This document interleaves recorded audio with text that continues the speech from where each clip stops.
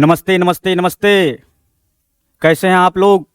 उम्मीद करता हूं कि आप लोग स्वस्थ होंगे, मस्त होंगे और मोरिया पाठशाला से जुड़े होंगे। मेरे प्यारे विद्यार्थियों, देर शाम बिहार बोर्ड के अध्यक्ष महोदय ने मैट्रिक परीक्षा वर्ष 2026 का तिथि घोषित कर दिया है और किस दिन कौन सा विषय की परीक्षा होगी इसके बारे में आप लोगों को थोड़ी सी जानकारी दे देता हूं, तो आप लोग ध्यान से देखेंगे। परीक्षा की शुरुआत मैट्रिक बोर्ड परीक्षा 17 फरवरी से ही हुई थी और इस बार का भी संयोग देखिए कि 17 फरवरी से ही इस बार की परीक्षा की शुरुआत हो रही है। तो उनका मैं आप लोगों को बता दूं कि किस तिथि को कौन से विषय की परीक्षा होगी।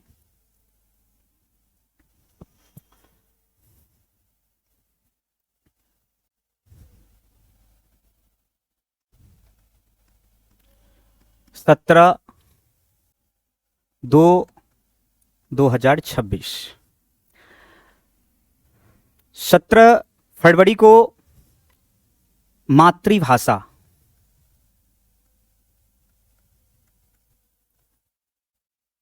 अब मातृभाषा में बहुत सारे विद्यार्थी हिंदी विषय रखते हैं, कुछ विद्यार्थी उर्दू भी रखते हैं, कुछ विद्यार्थी मैथिली भी रखते हैं।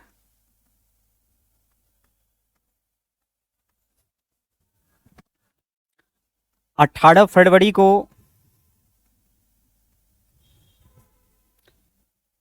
गणित विषय की परीक्षा होगी इस बार। 19 फरवरी को द्वितीय भाषा, द्वितीय भाषा में बहुत सारे विद्यार्थी का संस्कृत होता है और कुछ विद्यार्थियों का अहिंदी, जिसको नन हिंदी भी आप लोग कहते हैं।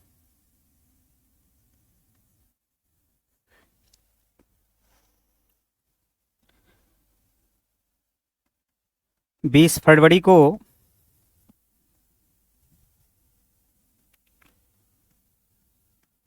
सामाजिक विज्ञान,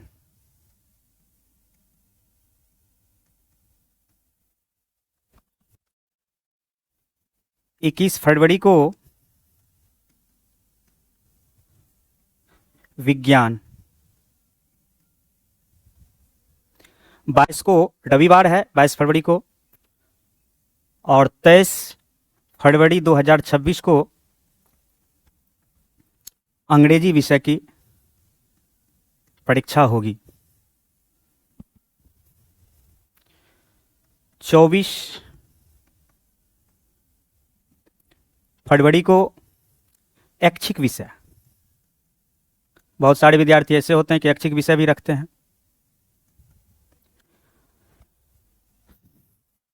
और बहुत कम बच्चे होते हैं जो वाणिज्यिक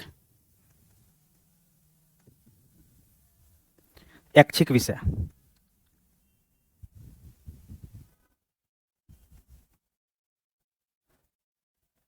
तो इस बार जो मैट्रिक परीक्षा 2026 में होने जा रही है वो 17 फरवरी से 25 फरवरी तक चलेगी। तो आप लोग देख रहे हैं बोर्ड पर कि 17 फरवरी को मातृभाषा की परीक्षा है जो 100 अंक का पूछा जाता है। 18 फरवरी को गणित की परीक्षा है। 19 को द्वितीय भाषा है, संस्कृत और हिंदी या नन हिंदी। 20 फरवरी को सामाजिक विज्ञान की परीक्षा होगी। 21 फरवरी को विज्ञान की परीक्षा होगी। 23 फरवरी को अंग्रेजी की परीक्षा होगी। 24 फरवरी को ऐच्छिक विषय और 25 फरवरी को वाणिज्यिक ऐच्छिक विषय। तो इस तरह से 17 फरवरी से 25 फरवरी 2026 तक मैट्रिक की परीक्षा होगी।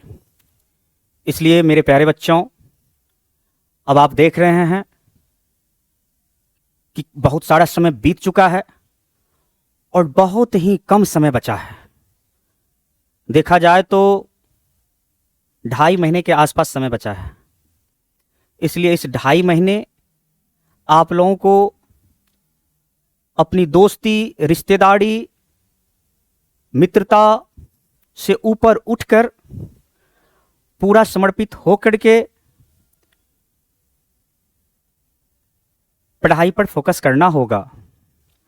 तभी आपने जो अपना सपना संजोया है कि मुझे अच्छा स्कोर करना है, जैसे 400 प्लस अगर आप लाते हैं 500 में, तो वो एक अच्छा स्कोर माना जाता है। लेकिन बहुत अच्छा स्कोर प्राप्त करने के लिए आपको 450 लाना होगा।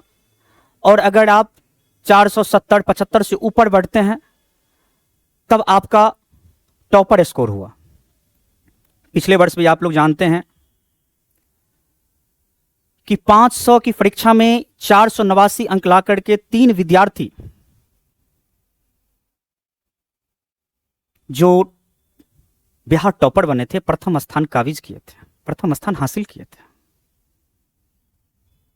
साक्षी कुमारी, अंशु कुमारी और रंजन वर्णा, ये तीनों विद्यार्थी 500 में 489 अंक ला करके पिछले बार टॉप किए थे। साथियों, 500 अंक में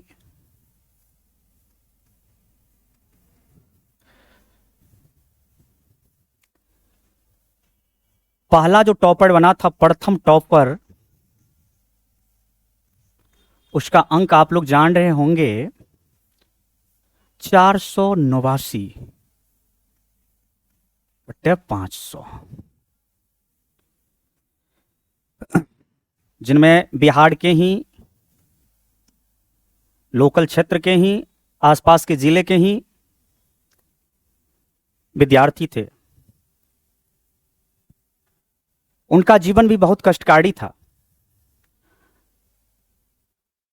लेकिन सारे विषयों को उन्होंने आत्मसात कर लिया, कंठस्थ कर लिया और जीवन में इस कदर उतार दिया कि आज उनको दुनिया जान रही है। और मैं भी आप लोगों के सामने उनका गुणगान कर रहा हूं, उनका वर्णन कर रहा हूं। साथियों, ठीक उसी तरह से मेरे प्यारे विद्यार्थियों, जिस दिन आप इस तरह से परचम लहराएंगे तो आपका भी नाम होगा और आपके नाम को भी इसी तरह शिक्षक अपने मंच से विद्यार्थियों को संदेश देंगे, बताएंगे, सीखने के लिए, उसके राह पर चलने के लिए, उनके जैसा बनने के लिए आपको बताएंगे।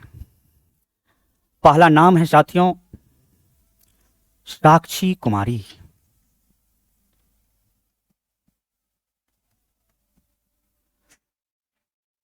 जो समस्तीपुर की रहने वाली थी। और ये साक्षी कुमारी एक लॉज में रह करके अपनी पढ़ाई करती थी। साथियों, सबके जीवन में एक समय आता है, एक पल आता है, सबको जीवन एक मौका देती है कुछ हासिल करने के लिए, कुछ बनने के लिए। इसलिए इस मौका का भरपूर फायदा उठाइए। अंशु कुमारी, वेस्ट चंपारण, पश्चिमी चंपारण की।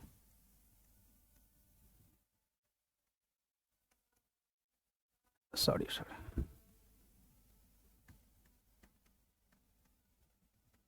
चंपारण। तीसरा रंजन वर्मा, जो भोजपुर के। साथियों, ये भी आप ही की तरह विद्यार्थी थे। जो अपना सारा जीवन अपने भविष्य को बेहतर बनाने के लिए लगाए हैं, और आज इनका नाम हो रहा है। आज वो कहां से कहां पहुंच गए, फर्श से अर्श पर पहुंच गए। और आप लोग भी मन से समर्पित होकर के पढ़ाई करेंगे तो आप भी फर्श से अर्श पर पहुंच जाएंगे, शून्य से शिखर तक पहुंचेंगे। तो साथियों, इनके बाद मैं आप लोगों को संस्कृत विषय का एक जो पहला दिन है आज, तो संस्कृत विषय का मौलिक ज्ञान दूंगा। क्योंकि किसी भी चीज को हासिल करने से पहले, जुड़ने से पहले उनको समझना जरूरी है, उनको जान लेना जरूरी है, बेस को जानना जरूरी है। क्योंकि अच्छे नींव पर ही मजबूत और ऊंचे मकान बनते हैं। तो आपको बेस के बारे में भी जानकारी होनी चाहिए। तो आज इसी क्रम में मैं आप लोगों को संस्कृत विषय के बारे में बताने जा रहा हूं।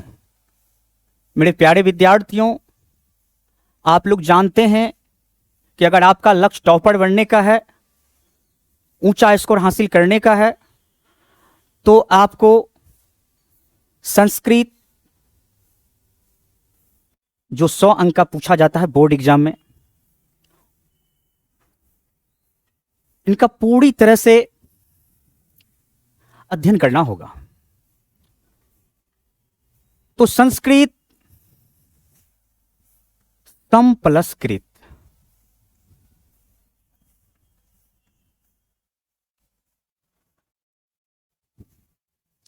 संस्कृत दुनिया की सबसे पुरानी भाषा है। यह देव भाषा है, देव वाणी है। विश्व में लगभग कितनी भाषाएं बोली जाती है, आप लोग कमेंट करेंगे।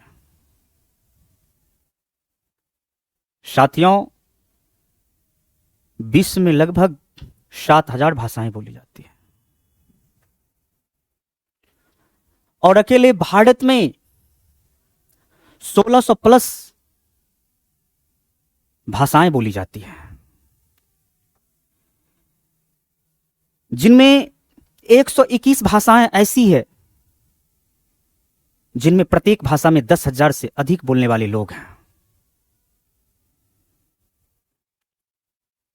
और भारतीय संविधान की 8वीं अनुसूची में केवल 22 भाषाओं को आधिकारिक रूप से मान्यता मिली है, और उन्हीं भाषाओं में से हमारी ये देव वाणी है, देव भाषा है संस्कृत। ये संस्कृत एक ऐसी भाषा है जो शब्दों को सम्मान दिलाती है, शब्दों के अंदर संस्कार भरती है, और आपके अंदर उच्च आदर्शों वाली गुण डालती है। यही संस्कृत है।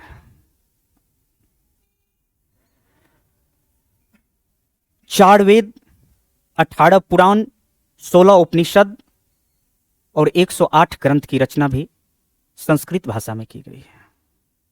4 वेद। तो आपको थोड़ा सा स्लाइड पर दिखा दूं।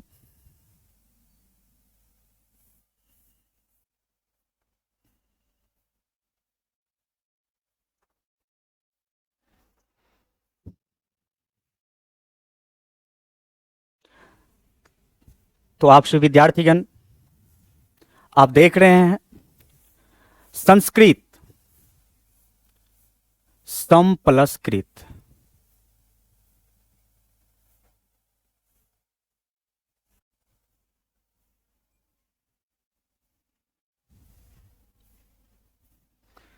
संस्कृत सम प्लस कृत।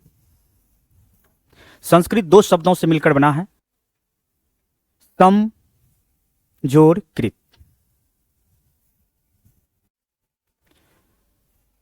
अर्थात सबको सम्मान दिलाने वाली,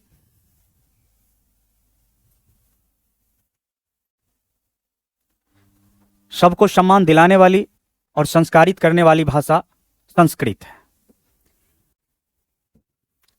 यह विश्व की सबसे पुरानी भाषा है। प्यारे विद्यार्थियों, जब दुनिया में कोई भाषाएं नहीं बोली जाती थी, उस समय संस्कृत भाषा की उत्पत्ति हुई। और यह संस्कृत भाषा के बारे में एक किंवदंती है कि भगवान शंकर ने जब तांडव किया था तो 14 बार डमरू बजाए थे, और उन डमरू की ध्वनि से निकले हुए ध्वनि को सूत्रबद्ध किया गया, और वही संस्कृत भाषा के रूप में प्रसिद्ध हुआ। इसे आदि भाषा यानी प्रारंभ की भाषा, देव भाषा यानी देवताओं की भाषा, तथा सभी भारतीय भाषाओं की जननी कहा जाता है। सभी भारतीय भाषाओं की जननी कहा जाता है। आपको अभी मैंने बताया कि भारत में लगभग 1600 प्लस भाषाएं हैं जो बोली जाती है। उन सब की जननी है यह संस्कृत भाषा। 4 वेद, साथियों, ये वेद जो प्रारंभ में लिखे गए थे, इस वेद को लिखने वाले ऋषि मुनि लोग हैं, और किसी एक ऋषि ने वेद की रचना नहीं की। बहुत सारे ऋषि लोग और ऋषियों का परिवार, ऋषियों का बहुत सारा टीम, परंपरा ने मिलकर के इस वेद की रचना की है। और इन 4 वेद में ऋग्वेद सबसे पुराना वेद है, सबसे प्राचीन वेद है। तो आपको पूछा जाएगा, या एक प्रश्न यहां से बनता है कि संस्कृत में सबसे प्राचीन ग्रंथ कौन है? तो ऋग्वेद। ऋग, संस्कृत का सबसे प्राचीन ग्रंथ ऋग्वेद है। तो 4 वेद, 18 पुराण। अब पुराण क्या होता है? पुराण एक गाथा होती है, जैसे शिव पुराण, विष्णु पुराण, भागवत पुराण, मत्स्य पुराण। इन पुराणों में उन देवताओं की गाथा है, जीवन लीला है, कथा है, जो अपने जीवन में किया है। 16 उपनिषद, 16 उपनिषद। उपनिषद, उपनिषद क्या होता है? उपनिषद, उपनिषद, उप प्लस नी प्लस सद। साथियों, आपको बता दूं, ये उप उपसर्ग है, नी भी उपसर्ग है, और ये सद धातु है। उप का मतलब होता है समीप,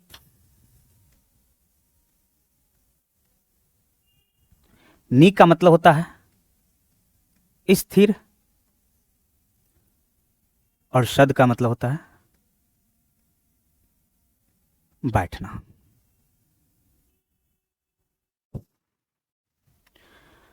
तो उपनिषद का अर्थ होता है गुरु के समीप बैठना। और यह उपनिषद की भी रचना संस्कृत भाषा में की गई। 16 उपनिषद हैं और यह उपनिषद वेद का अंतिम भाग है। आप लोग जब संस्कृत पढ़े होंगे, कुछ विद्यार्थीगण, उनको मालूम होगा कि संस्कृत का जो प्यूषम पुस्तक है आप लोगों की 10वीं कक्षा का, जिसमें चतुर्दशम पाठ है, यानी 14 पाठ है कुल। और उसके पहले पाठ यानी प्रथम अध्याय का नाम है मंगलम, मंगल की कामना। उसका पहला ही लाइन है, उपनिषदः वैदिक वाङ्मयस्य अंतिमे भागे दर्शन शास्त्रस्य सिद्धांतान प्रकटयन्ति। यानी वैदिक वांग में उपनिषद के अंतिम भाग में दर्शन शास्त्र के सिद्धांत को प्रकट किया गया है, बताया गया है। अर्थात इसका अर्थ यह हुआ कि उपनिषद वेद का अंतिम भाग है, यानी वेदांत। आपसे पूछा जाएगा कि वेदांत किसे कहते हैं, तो मेरे प्यारे विद्यार्थियों, मैंने आपको अभी तुरंत बताया कि वेदांत यानी वेदों के अंतिम भाग, अंतिम ज्ञान को उपनिषद कहा जाता है।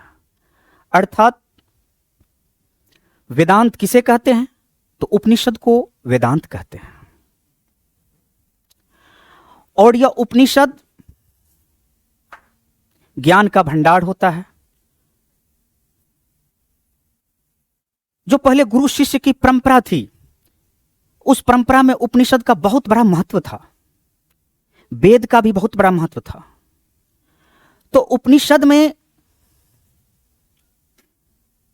आत्म तत्व का ज्ञान, परमात्मा का ज्ञान,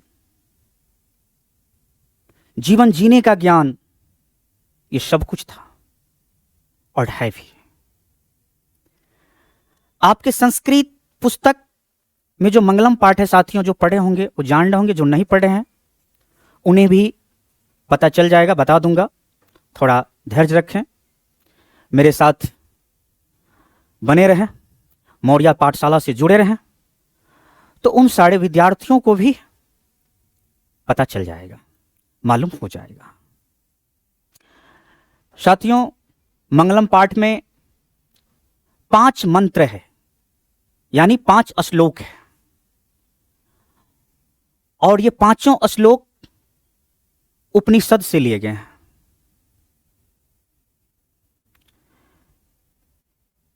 साथियों,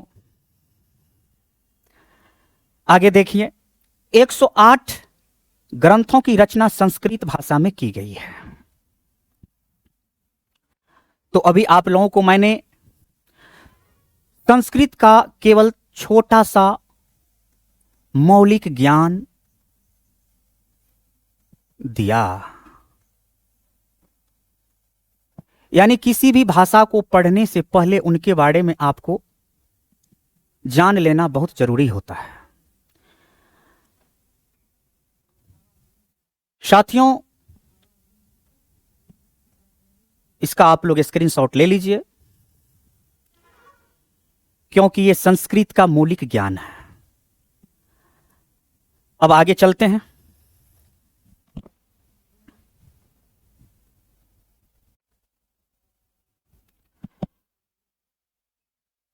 संस्कृत के सर्वाधिक लोकप्रिय कवि कालिदास थे।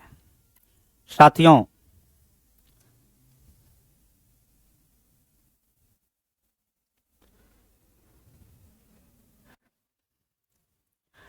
संस्कृत के सर्वाधिक लोकप्रिय कवि कालिदास थे। अब संस्कृत एक भाषा है, प्रत्येक भाषा का अपना एक कवि होते हैं। एक बहुत बड़े उस क्षेत्र में जो अपना योगदान देते हैं, उन कवियों में ये कालिदास संस्कृत के सर्वाधिक लोकप्रिय कवि थे। कालिदास के बारे में एक किंवदंती है कि ये बचपन में महामूर्ख थे, लेकिन माता काली की कृपा से ये महाकवि हो गए। एक किंवदंती है। वैसे भी आप देख सकते हैं कालिदास, कालिदास, काली का दास, काली का दास यानी काली का सेवक, काली का सेवक। इनके बारे में भी बहुत सारी जानकारियां मेरे पास है, बहुत सारी बातें हैं जो बताने लगूं बहुत लंबा चलेगा। ये क्रेश कोर्स है, इसलिए साथियों मेरा मूल फोकस है कि आपको इस बचे हुए समय में, कम समय में बहुत अच्छा रिजल्ट दिलाना। जब आगे जब बैच की शुरुआत होगी तो इन सब के बारे में, कालिदास के बारे में बहुत गहराई से बताऊंगा, इतनी गहराई कि आप भी याद करेंगे। कालिदास के बारे में कहा जाता है मेरे प्यारे विद्यार्थियों, बचपन में महामूर्ख थे ये, लेकिन माता काली की कृपा से वे महाकवि बन गए। ये शिव के भक्त थे प्रारंभ में।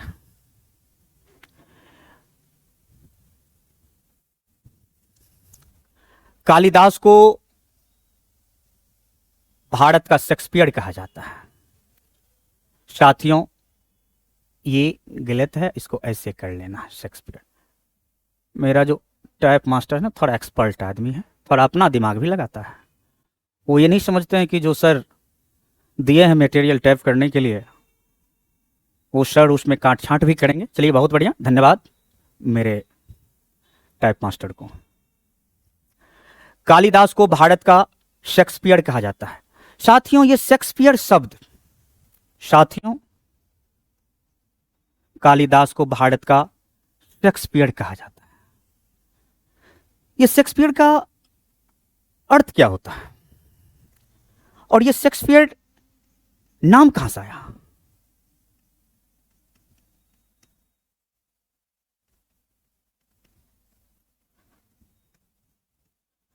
तो देखिए अभी बोर्ड पर मैं लिखा हूं, शेक्सपियर भाला चलाने वाला एक महान योद्धा। साथियों ये शेक्सपियर अंग्रेजी के एक महान कवि, नाटककार और अभिनेता थे। उन्हीं के नामों पर किन्हीं को उपमा दी जाती है। जब किसी व्यक्ति का काव्य, जब किसी व्यक्ति का लेखन अंग्रेजी के महान कवि, नाटककार और अभिनेता शेक्सपियर के समान होता है तो उन्हें शेक्सपियर की उपमा दी जाती है। और इतिहास में अगर देखा जाए तो दूसरे शब्दों में भाला चलाने वाला एक महान योद्धा कहा जाता है। शेक्सपियर यानी भाला चलाने वाला एक महान योद्धा। आगे कालिदास की कुछ रचनाएं हैं जो कालजयी रचनाएं हैं। कालजयी रचनाएं अर्थात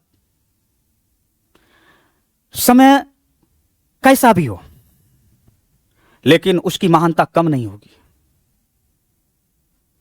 उसका प्रभुत्व कम नहीं होगा। जितना महत्व पहले था आज भी है और भविष्य में भी रहेगा।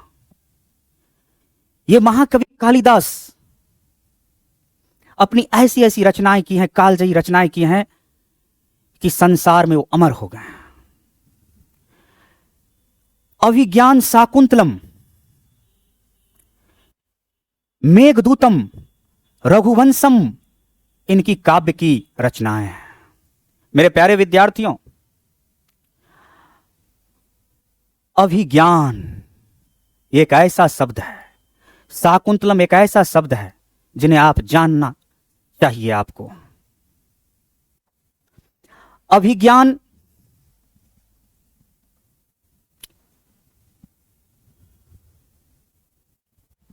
अभिज्ञान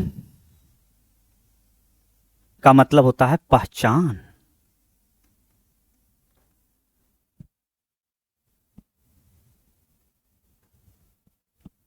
अभिज्ञान शाकुंतलम, तो अभिज्ञान का मतलब पहचान।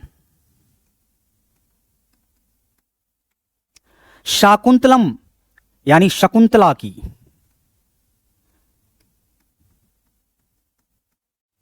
मेरे प्यारे विद्यार्थियों, अब अभिज्ञान शाकुंतलम का नया अर्थ, शकुंतला की पहचान। ये शकुंतला कौन थी? तो आप लोग जो पढ़े होंगे वो जान रहे होंगे, इतिहास से जुड़े होंगे तो जान रहे होंगे, और मैं आज अपने मुख से भी आप लोगों को इनके बारे में बता दूं। शकुंतला राजा दुष्यंत,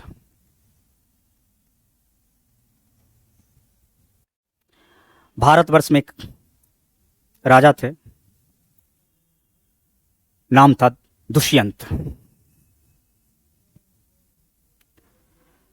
जब ये जंगल में शिकार कर रहे थे, क्योंकि पहले के राजा महाराजा सब शिकार करने के लिए जंगल जाते थे, आज की तरह युद्धाभ्यास होता नहीं था।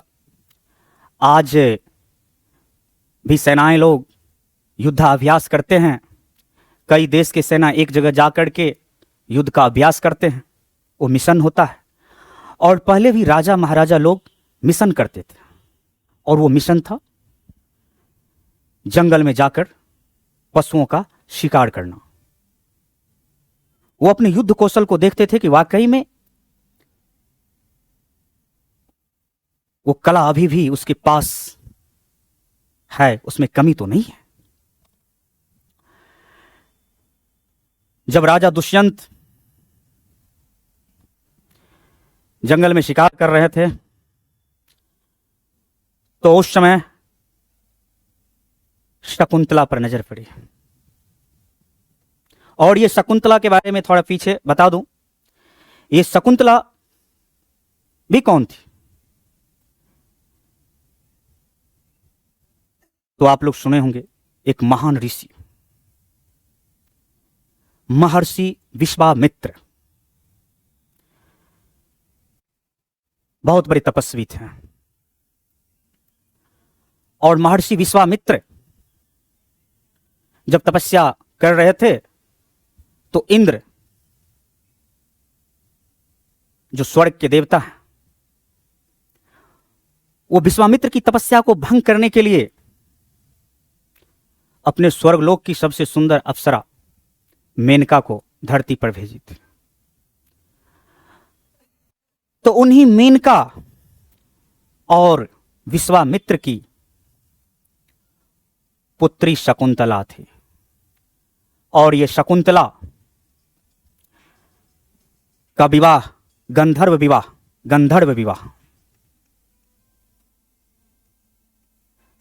विवाह हुआ था। ऋषि मुनि जब अन्यत्र लोगों से विवाह करते थे तो उनको गंधर्व विवाह कहा जाता था, अपने ऋषि मुनियों से हट करके। तो राजा दुष्यंत के साथ शकुंतला का गंधर्व विवाह हुआ था। लेकिन ऋषि दुर्वासा के श्राप से राजा दुष्यंत अपनी पत्नी शकुंतला को भूल गए थे। साथियों, समय बीतता गया। शकुंतला राजा दुष्यंत के दरबार में गए थे, सब कुछ अपना बताएं, लेकिन राजा दुष्यंत सीधा शकुंतला को पहचानने से इनकार कर गया।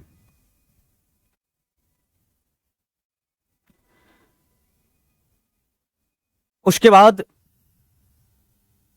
ऐसा संयोग हुआ कि इस राजा के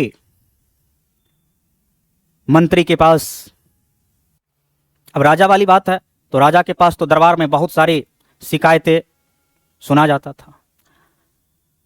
तो एक दिन राजा के दरबार में, राजा दुष्यंत के दरबार में एक मछुआरे को उनके महामंत्री ने पेश किया। मछुआरा बहुत डरा हुआ था कि मैंने क्या अपराध कर दिया, आज मुझे पकड़ कर लाया, क्योंकि मैं तो मछली पकड़ने के अलावा दूसरा कुछ करता नहीं। तो साथियों, राजा के सामने मंत्री ने मछुआरों के बारे में बताया कि राजन, ये मछुआरा आज बाजार में बहुमूल्य मुद्रिका बेच रहे थे, पकड़े गए, ये चोर है। मछुआरा अपना विनती करने लगा कि राजा साहब, मैं चोर नहीं हूं, मैं केवल साधारण मछुआरा हूं, मछली पकड़ने का काम करता हूं।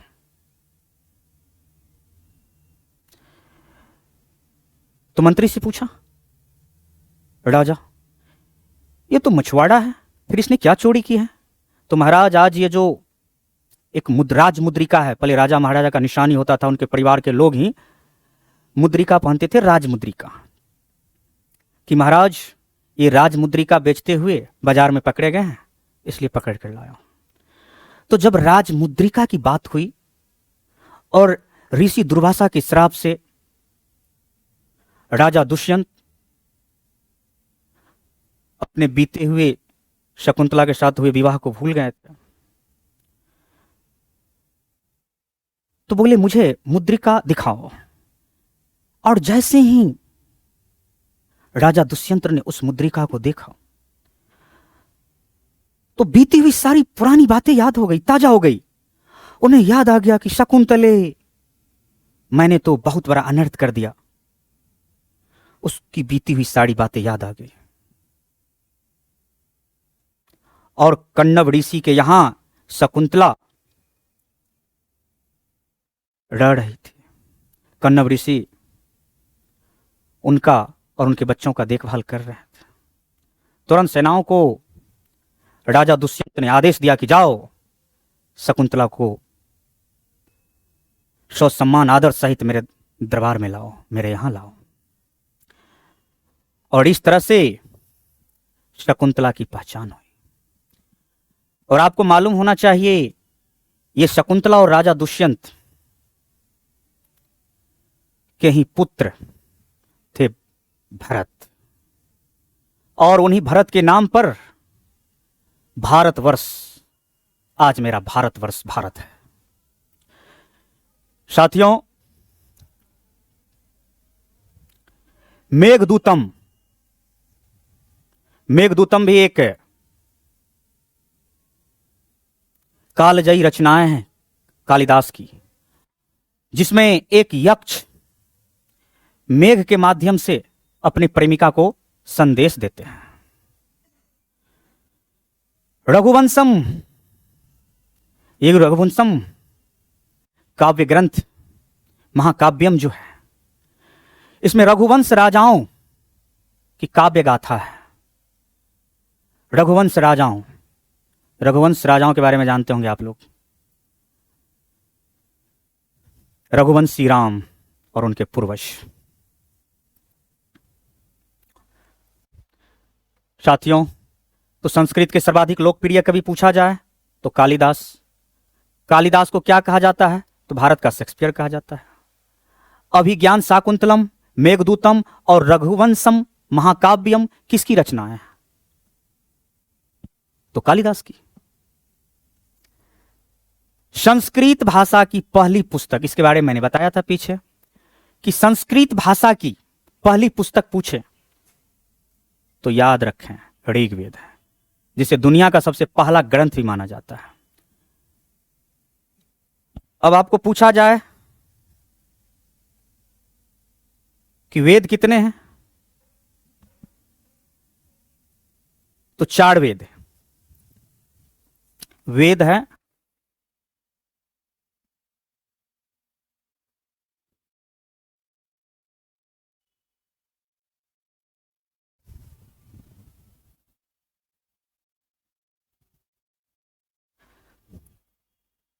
वेद की संख्या 4 है। क्या क्या? तो ऋग्वेद, यजुर्वेद,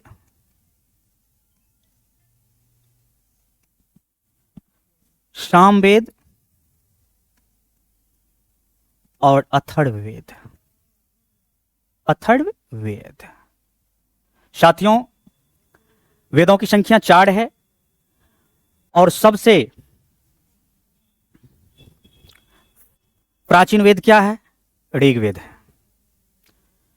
और संस्कृत भाषा का सबसे पहला ग्रंथ जब पूछे तो ऋग्वेद है, उसके बाद यजुर्वेद, सामवेद, और वेदों में सबसे अंतिम वेद कौन है?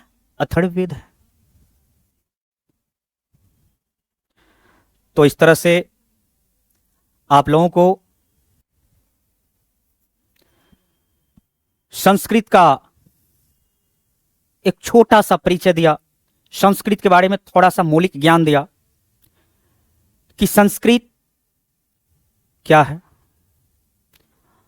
और उनके कवि कौन है, उनकी द्वारा रचनाएं को मैंने बताया है। मेरे प्यारे विद्यार्थियों, अब आगे आप लोग देखिए, किसी भी भाषा को शुद्ध शुद्ध अगर आपको पढ़ना है, लिखना और बोलना सीखना है, तो उसके लिए आपको संस्कृत व्याकरण या उसका व्याकरण पढ़ना जरूरी है। अगर आप संस्कृत भाषा को शुद्ध शुद्ध लिखना, पढ़ना और बोलना सीखना चाहते हैं तो आपको संस्कृत व्याकरण पढ़ना अनिवार्य है। और ये संस्कृत व्याकरण साथियों, ये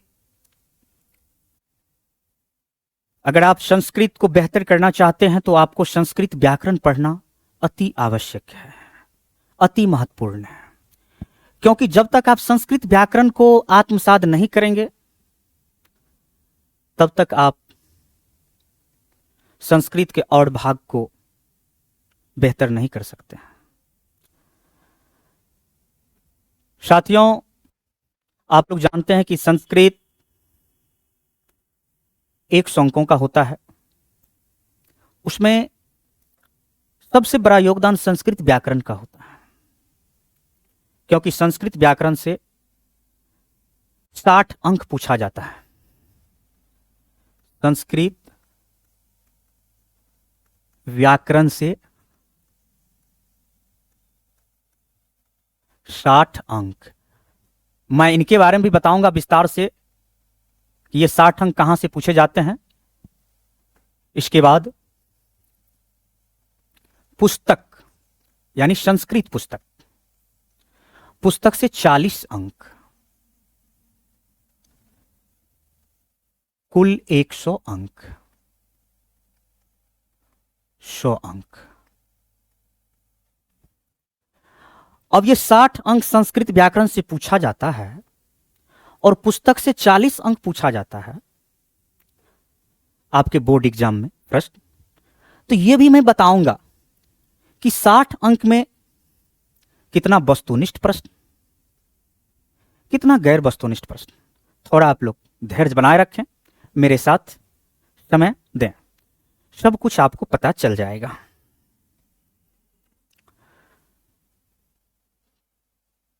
तो यहां संस्कृत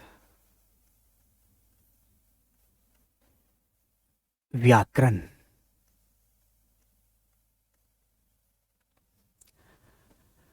तो इसका संस्कृत व्याकरण का परिभाषा क्या होता है संस्कृत में देख लो। व्युत्पद्यन्ते, व्युत्पद्यन्ते इति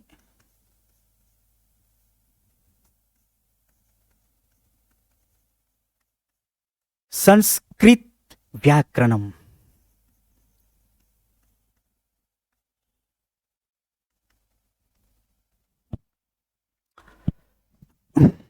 साथियों, व्युत्पद्यन्ते,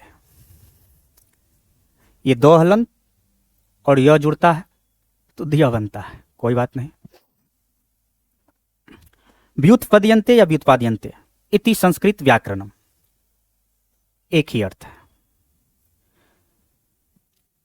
इसका अर्थ होता है कि अर्थात जिस शास्त्र से, यहां से होगा, संस्कृत भाषा की उत्पत्ति, उच्चारण, शब्द लेखन और प्रयोग की पर्याप्त जानकारी प्राप्त होती है, उसे संस्कृत व्याकरण कहते हैं। साथियों, मेरे प्यारे विद्यार्थियों,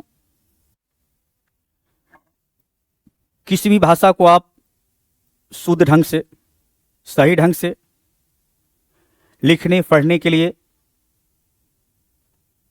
और बोलने के लिए उसका व्याकरण पढ़ना जरूरी होता है। और इसी क्रम में संस्कृत भाषा के बारे में, संस्कृत के बारे में मौलिक ज्ञान देने के बाद, मौलिक जानकारी देने के बाद अब मैं आगे बढ़ा हूं संस्कृत व्याकरण पर। क्योंकि संस्कृत व्याकरण का अगर आप मजबूती से तैयारी करते हैं तो आपका संस्कृत बहुत बेहतर हो जाएगा, और फिर आप जो लक्ष्य बनाए हैं, आप जो शतकवीर बनने का सपना सजोए हैं, वो पूरा होगा। तो संस्कृत व्याकरण,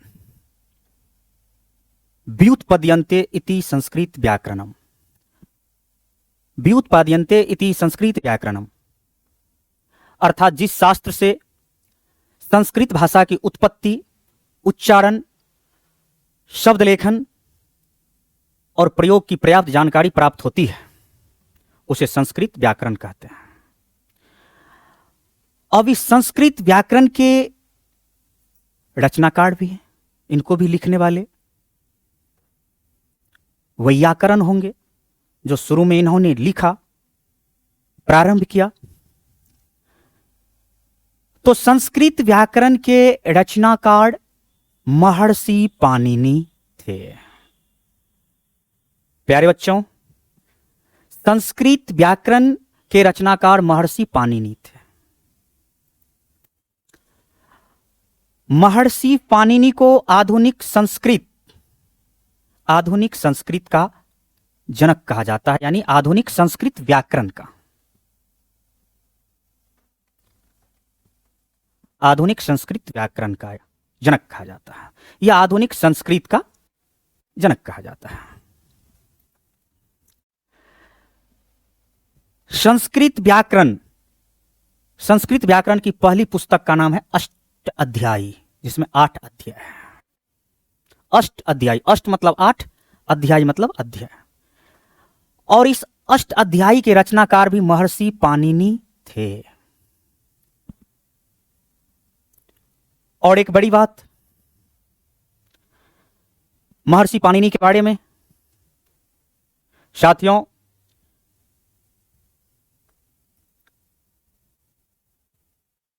इस महर्षि पाणिनि का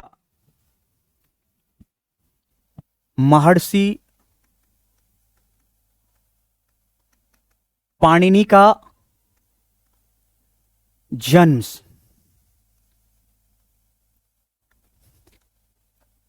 सलातूर में,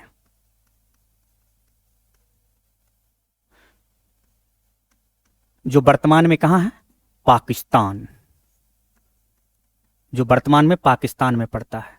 क्योंकि भारत और पाकिस्तान पहले एक था, उसका अभिन्न हिस्सा था, बंटवारा होने के बाद अब ये स्थान पाकिस्तान में पड़ता है। सलातूर गांव, सलातूर ग्राम में हुआ था। तो महर्षि पाणिनि का जन्म सलातूर ग्राम में हुआ था।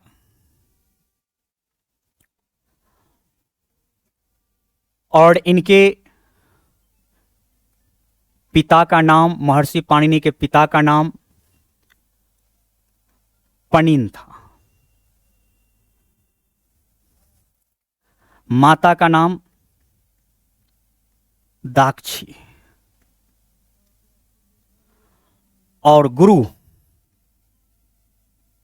का नाम उपवर्ष था।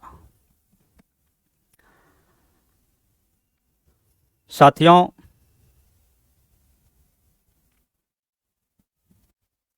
संस्कृत व्याकरण के रचनाकार महर्षि पाणिनि थे।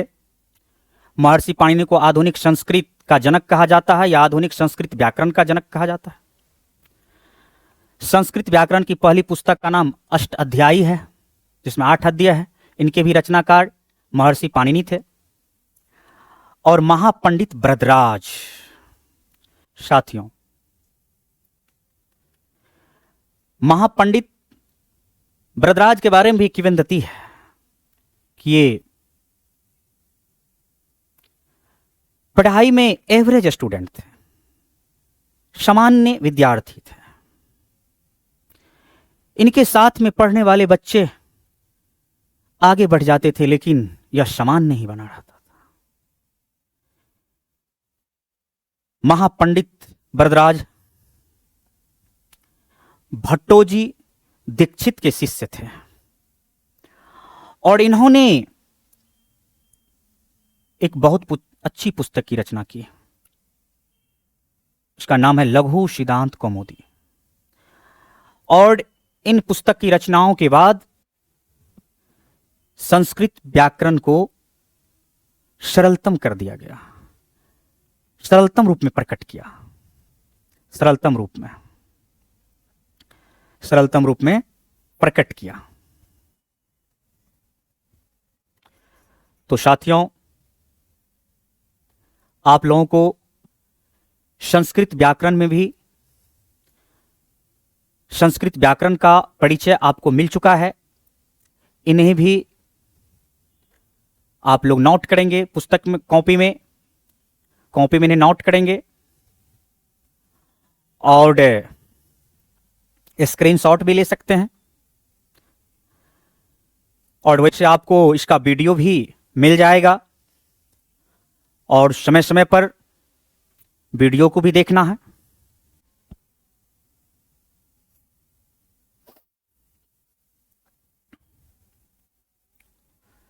आगे इसी क्रम में साथियों, मैंने चर्चा किया था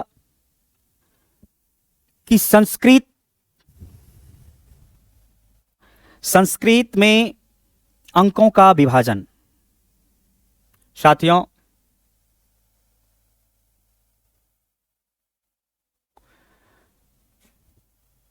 संस्कृत में अंकों का विभाजन योजना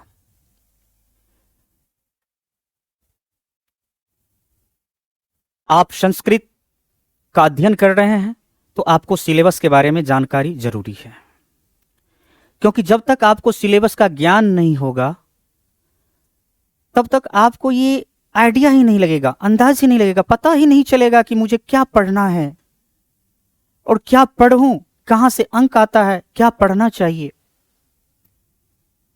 क्योंकि पढ़ाई का अंत नहीं है, ज्ञान का अथाह भंडार है और कम समय में आप बेहतर परफॉर्मेंस करें, इसके लिए आपके पास सिलेबस का ज्ञान रहना परम अनिवार्य है, जरूरी है। मेरे प्यारे विद्यार्थियों, आप जानते हैं कि संस्कृत की परीक्षा 100 अंकों की होती है। अब इन 100 अंक में कहां से कितना अंक पूछा जाता है, वस्तुनिष्ठ प्रश्न से कितना पूछा जाता है, गैर वस्तुनिष्ठ प्रश्न से कितना पूछा जाता है, लघु उत्तरीय प्रश्न से कितना अंक पूछा जाता है, ये सब चीजों का आपके पास जानकारी अनिवार्य है। मेरे प्यारे विद्यार्थियों, ये क्रैश कोर्स है और इस क्रैश कोर्स में आप लोग सामान्य कोर्स के तरह मन से ये हटा लेना है कि मुझे कितना देर पढ़ना है। क्योंकि साथियों, जब आप क्रैश कोर्स में 2 घंटा 4 घंटा अगर समय नहीं व्यतीत कर सकते हैं तो आप बुजदिल हैं। कम समय में बेहतर परफॉर्मेंस करने के लिए आपको अधिक समय देना ही पड़ेगा। मैं ये नहीं कहता हूं कि आप 100 में 100% समय हमारे संस्कृत विषय पढ़ ही दीजिए, लेकिन मैं आपसे एक उम्मीद जरूर करता हूं कि आप लोग अगर अन्य विषय की तुलना में 25% भी हमारे विषय में ध्यान देंगे तो आपने जो सोचा है, शतकवीर बनने का जो लक्ष्य बनाया है, और मैंने जो आपको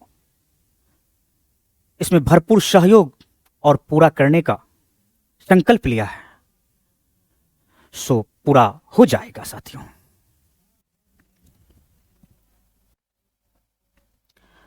साथियों, ये जो संस्कृत है 100 अंक का, तो संस्कृत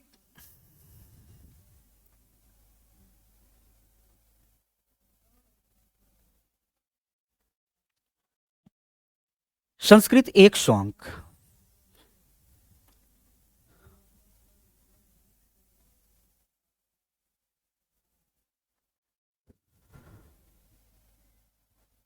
साथियों, संस्कृत 100 अंक।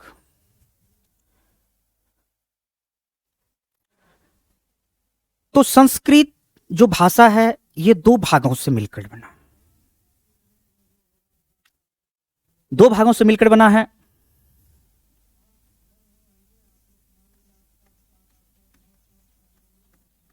साथियों,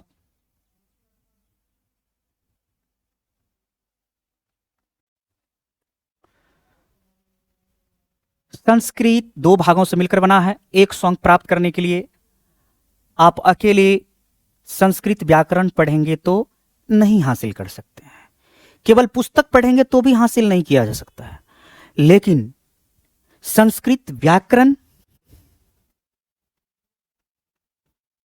और संस्कृत पुस्तक पढ़ेंगे तो मेरे प्यारे विद्यार्थियों आप उन्नत शिखर को छू सकते हैं। सॉरी संस्कृत पुस्तक,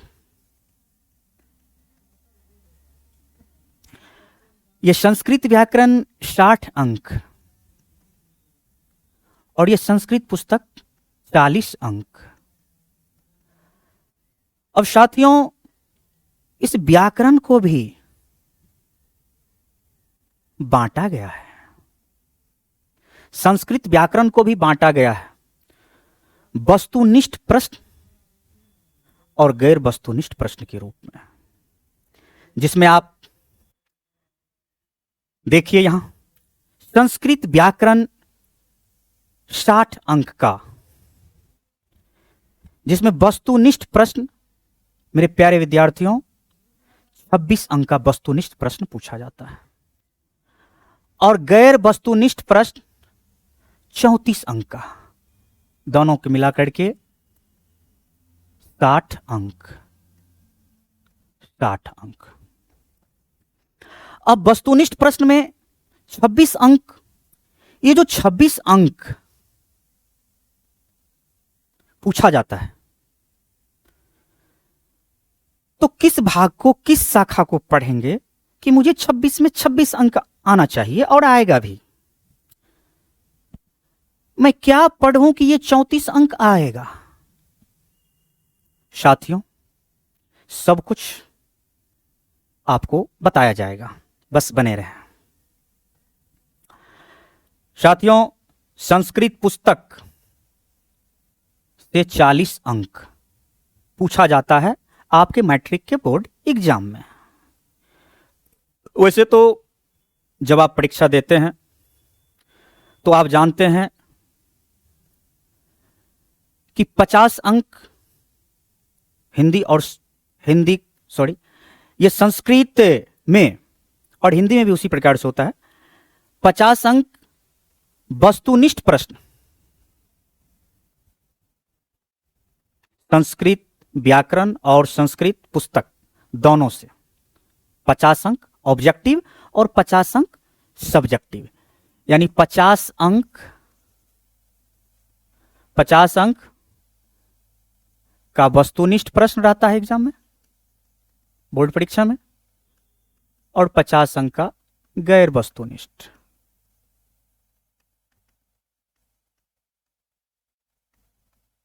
प्रश्न कुल 100 अंक।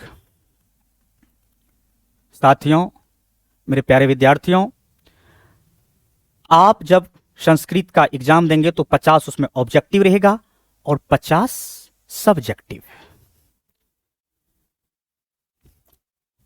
इसी क्रम में आपको मैंने बताया कि संस्कृत जो 100 अंक का है, संस्कृत जो 100 अंक का है, इसमें 60 अंक आपको पुस्तक से, सॉरी संस्कृत व्याकरण से, और 40 अंक संस्कृत पुस्तक से, ये दोनों मिलाकर के 100 अंक। आप देख सकते हैं यहां संस्कृत पुस्तक से वस्तुनिष्ठ प्रश्न 24 अंक और गैर वस्तुनिष्ठ प्रश्न 16 अंक, कुल 40 अंक। तो 60 अंक संस्कृत व्याकरण से और 40 अंक पुस्तक से। ये व्याकरण से 60 अंक और ये संस्कृत पुस्तक से 40 अंक, कुल मिलाकर के आपको 100 अंक। और मेरा वादा है, अगर मेरे साथ कदम से कदम मिलाकर चलोगे तो मेरा वादा है आपका भरोसा कभी टूटने नहीं दूंगा।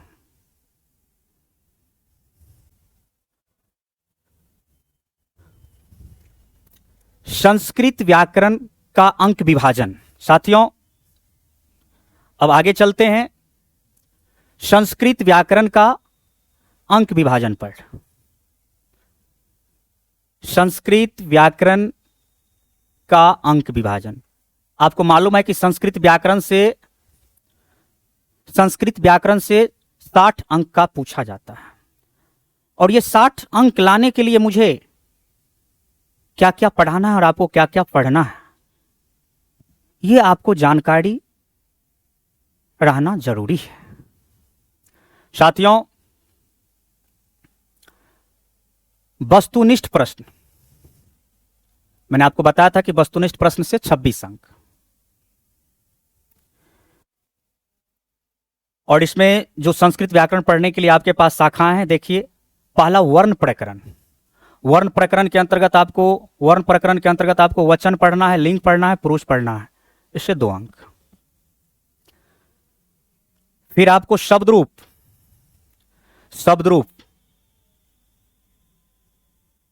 वचन, लिंग, पुरुष के बाद आपको संस्कृत व्याकरण में दूसरी शाखा है शब्द रूप की, यह भी आपको पढ़ना पड़ेगा, इससे 2 अंक, इससे 4 अंक।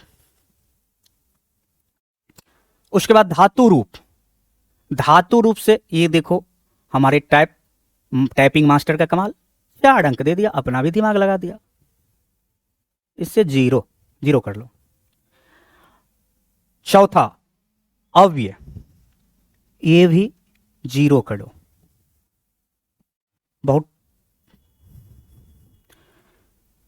अब देखो आगे 5वां नंबर लकार से आपका 4 अंक।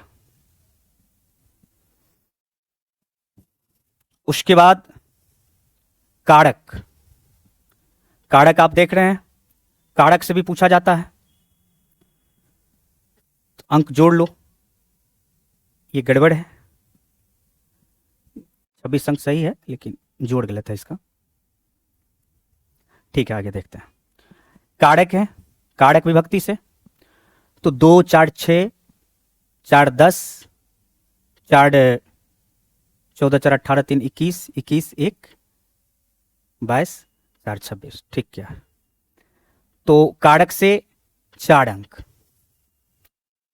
उसके बाद उपसर्ग से 1 अंक, प्रत्यय से 3 अंक, समास से 4 अंक, और संधि से 4 अंक। कुल जोड़ लो, जोड़ लो एक बार। 2 4 6 4 10 4 14 15 3 18 4 22 4 26 अंक, टोटल 26 अंक। आपको 26 अंक जो वस्तुनिष्ठ प्रश्न के रूप में है, उनके लिए आप सबों को ये 10 भाग पढ़ना अनिवार्य है। तो ध्यान से देख लो, नोट कर लो अपने कॉपी पर। अंकों का विभाजन जो है नोट कर लो। वर्ण प्रकरण 2 अंक, शब्द रूप से 4 अंक, धातु रूप से 0, अव्यय से 0, लकार से 4 अंक, कारक से 4 अंक, उपसर्ग से 1 अंक, प्रत्यय से 3 अंक, समास से 4 अंक और संधि से 4 अंक, कुल 26 अंक।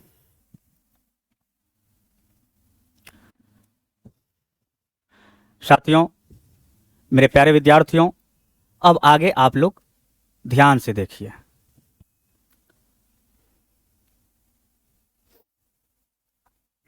ये गैर वस्तुनिष्ठ प्रश्न, ठीक है, गैर वस्तुनिष्ठ प्रश्न, ये संस्कृत व्याकरण का ही भाग है। गैर वस्तुनिष्ठ प्रश्न जिससे 32 अंक पूछा जाता है। अभी आपने पीछे देखा, वस्तुनिष्ठ प्रश्न से आपने देखा, वस्तुनिष्ठ प्रश्न से आपने देखा कि अभी 26 अंक था, और गैर वस्तुनिष्ठ प्रश्न से 32 अंक।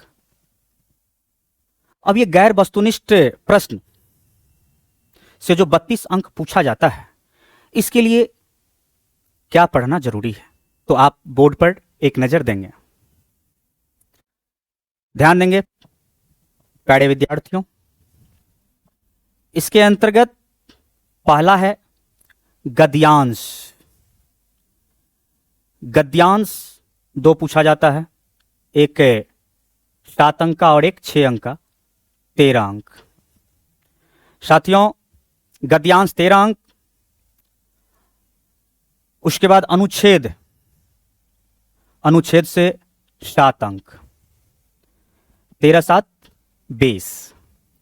उसके बाद साथियों, पत्र लेखन से पूछा जाता है 8 अंक। ये देखो कमाल, ये गलत है। 2 पत्र लेखन होता है 4 + 4 के रूप में, 8 अंक।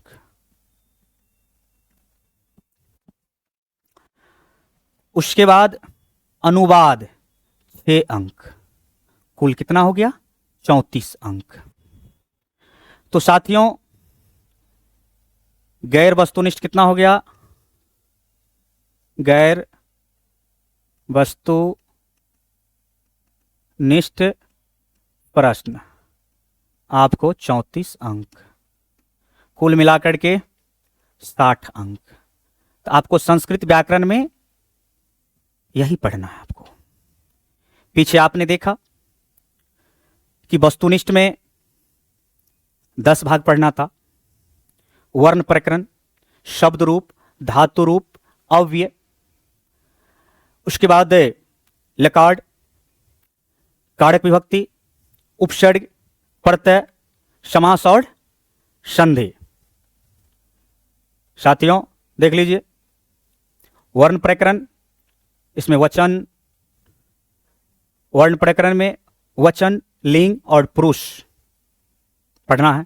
फिर शब्द रूप, धातु रूप, अव्यय, लकार, कारक, उपसर्ग, प्रत्यय, समास, संधि।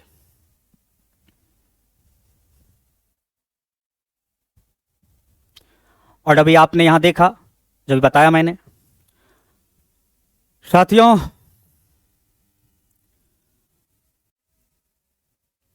इस तरह से आप लोगों को 60 अंक संस्कृत व्याकरण से पूछा जाता है।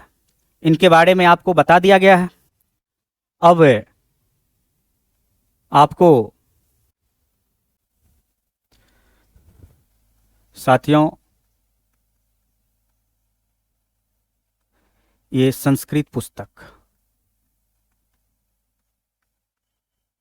संस्कृत पुस्तक से 40 अंक। संस्कृत पुस्तक से आपको 40 अंक पूछा जाता है।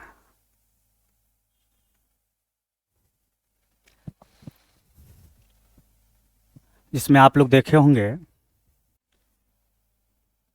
वस्तुनिष्ठ प्रश्न,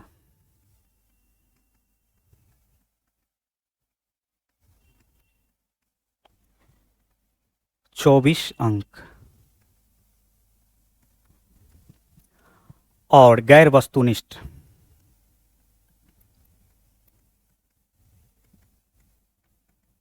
प्रश्न, या इसको कह सकते हैं लघु उत्तरीय प्रश्न, ये 16 अंक का। कैसे? 2 अंक का 8 प्रश्न रहेगा, 16 अंक। ये पुस्तक से है, पुस्तक से है। और साथियों, आप लोगों को व्याकरण के साथ साथ पुस्तक भी बहुत ही बेहतरीन ढंग से पढ़ाऊंगा और पढ़ करके आपको बहुत ही अच्छा लगेगा। साथियों, आप लोग को जो बताया गया है आज के क्लास में, इसको बारीकी से, मन से समर्पित होकर के, ध्यानमग्न होकर के अध्ययन करना है, पढ़ना है। तो आज का क्लास इतना ही। आप लोग वीडियो को देखिए, लाइक और कमेंट करिए। बहुत बहुत धन्यवाद कि आप लोग जुड़े रहें इतना देर तक। मौर्या पाठशाला की ओर से बहुत बहुत धन्यवाद। Thank you for watching.